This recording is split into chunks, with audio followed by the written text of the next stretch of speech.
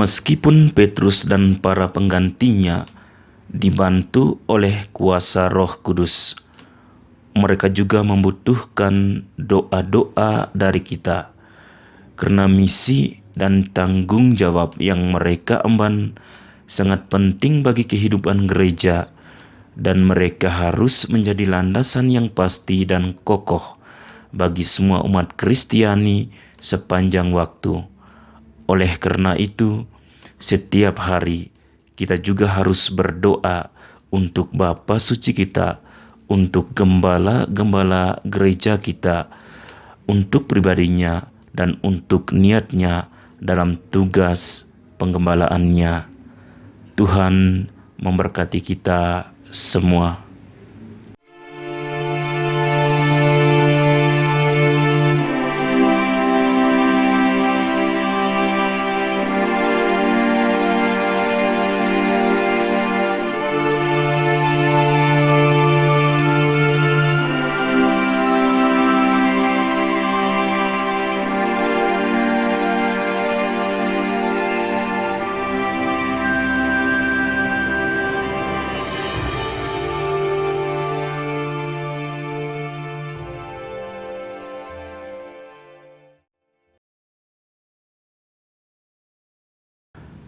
Selamat pagi saudara dan saudariku sekalian yang terkasih di dalam Tuhan kita Yesus Kristus.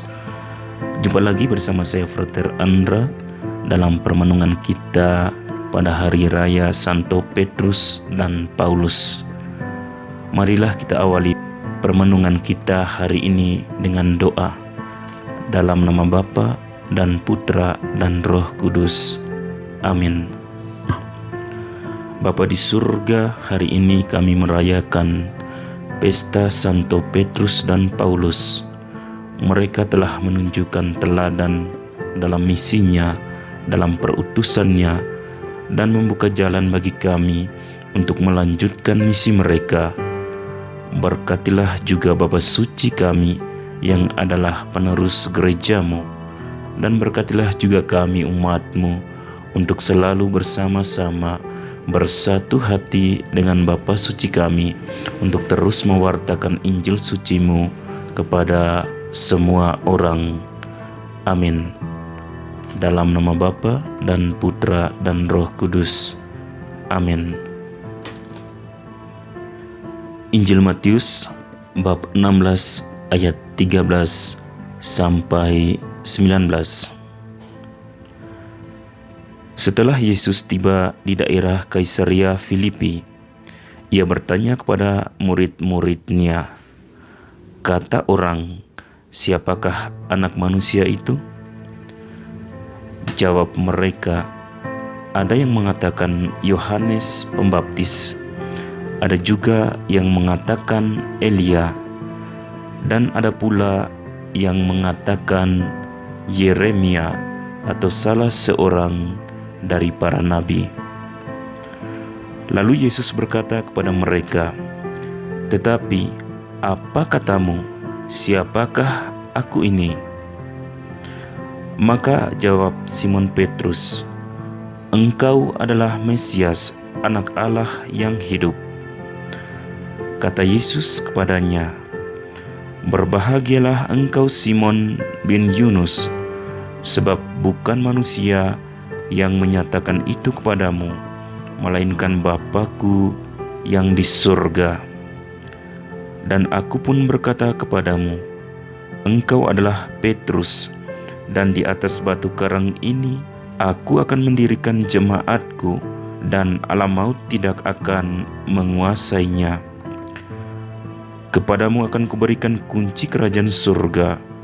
Apa yang kau ikat di dunia ini akan terikat di surga, dan apa yang kau lepaskan di dunia ini akan terlepas di surga." Demikianlah Injil Tuhan. Terpujilah Kristus. Saudara dan saudariku yang terkasih di dalam Tuhan kita Yesus Kristus, hari ini kita merayakan pesta Santo Petrus dan Santo Paulus. Marilah kita mengenali kedua tokoh besar ini dalam kehidupan kita sehari-hari. Pertama-tama, marilah kita mengenal siapakah Petrus itu dan siapakah Paulus itu. Santo Petrus adalah seorang nelayan dari Galilea. Dia hidup dengan hasil karya tangannya yang didapatnya di laut. Namun kemudian hidupnya diubah oleh Tuhan setelah perjumpaannya dengan Yesus dari Nazaret. Yesus melihat ada sesuatu yang istimewa dalam diri Petrus, begitupun sebaliknya. Oleh karena itu, Yesus memintanya bersama saudaranya Andreas untuk meninggalkan segalanya untuk mengikutinya. Kata-kata dan panggilan Yesus kepada Petrus dan Andreas, saudaranya, sederhana dan sesuai dengan situasi dan keadaan mereka saat itu. Karena mereka berdua adalah nelayan dan bekerja sebagai penjala ikan, Yesus memanggil mereka, "Ikutlah aku, dan aku akan menjadikanmu penjala manusia."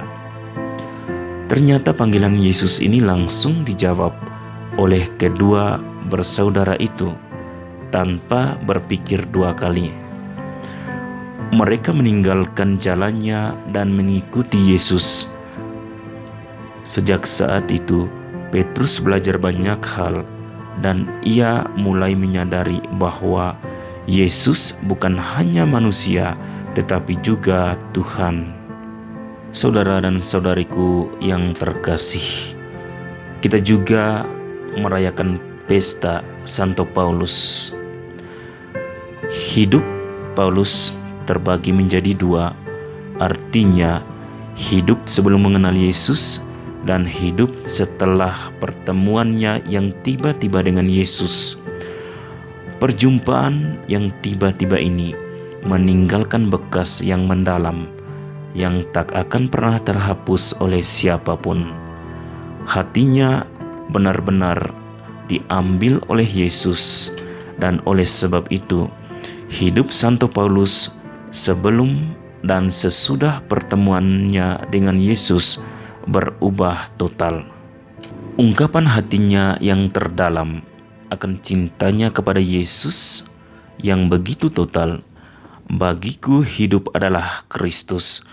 Apa yang dahulu merupakan keuntungan bagiku, sekarang rugi bagi Kristus." Ungkapan hatinya ini seperti penyerahan diri secara total kepada Kristus, dan ia mengorbankan segalanya untuk memenangkan Kristus. Sejak pertobatannya, Santo Paulus benar-benar meninggalkan kehidupan lamanya, dan kasihnya kepada Allah telah membara dalam hatinya, dan kasihnya juga kepada Kristus tidak dapat dipisahkan dengan kasihnya kepada saudara dan saudarinya. "Pergilah ke seluruh dunia dan beritakanlah Injil kepada semua ciptaan." Bagian dari seluruh kisah hidup Santo Paulus ini yang menjadikan Injil itu tersebar di seluruh bumi, dan dia tahu bahwa kekuatan dan keselamatan dari Tuhan harus disampaikan kepada semua orang.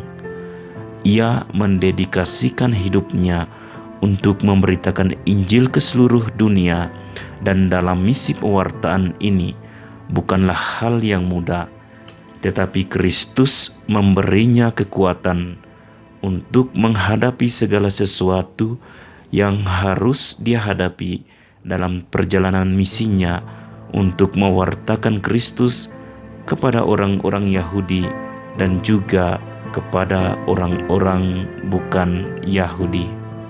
Saudara dan saudariku yang terkasih di dalam Tuhan kita Yesus Kristus, dalam Injil hari ini, Santo Petrus mengalami bahwa Sabda Yesus atau pertanyaan Yesus mengandung arti kehidupan yang mendalam, mengandung tanggung jawab yang mendalam, yang di dalam perkataan dan pertanyaannya ada suatu makna, ada terang yang menuntun pada penghiburan dan memberikan pengharapan kepadanya. Yesus bertanya, "Menurut kamu, siapakah aku ini?" Jawab Petrus, "Engkau adalah Mesias, Anak Allah yang hidup." Kemudian Yesus meminta nelayan dari Galilea itu untuk suatu tindakan iman dan memberikan misi kepadanya bahwa dia akan menjadi batu karang yang kokoh di mana gereja akan dibangun sepanjang waktu, dan ia juga diberi kunci kerajaan sorga. Untuk alasan ini, Petrus mengabdikan dirinya sepenuhnya untuk memberitakan Yesus dan Injilnya, dan tidak hanya kepada orang Yahudi saja, tetapi juga kepada orang-orang bukan Yahudi.